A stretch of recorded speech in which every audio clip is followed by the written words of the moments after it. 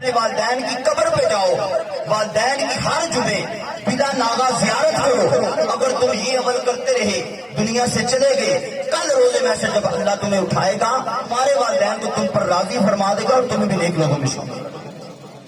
والدین کی قبر کی زیارت کرنے سے اللہ تبارک تعالیٰ آپ کو نیک لوگوں میں شامل کر لے اور ان کو تم پر راضی کر دے، تو زندہ ہوتے ہوئے جو والدین کے قدم چومے، ان کی دعائیں لے اور پھر قبر میں جاتا رہے، تو آپ بتائیں اس کا کیا شان ہے کہ والدین وہ پہلی درسگاہ ہے، وہ پہلی بارگاہ ہے کہ جو آپ کو جو کچھ ملنا ہے ان کا صدقہ ملنا ہے اپنے والدین کا۔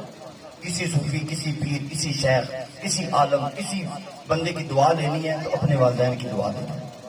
ایک دعا ہوتی ہے کرنی، ایک ہوتی ہے کرانی، ایک ہوتی ہے دعا لینی ہے۔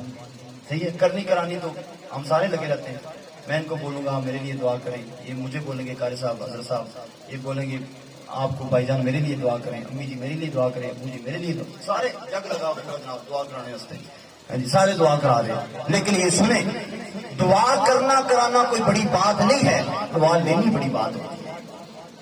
تو دعا لی کیسے جاتی ہے؟ دعا ایسے لی جاتی ہے کہ والدین آپ کے جو چاہیں وہ ابھی زبان پر نہ لائیں، آپ کر کے دکھا دیں۔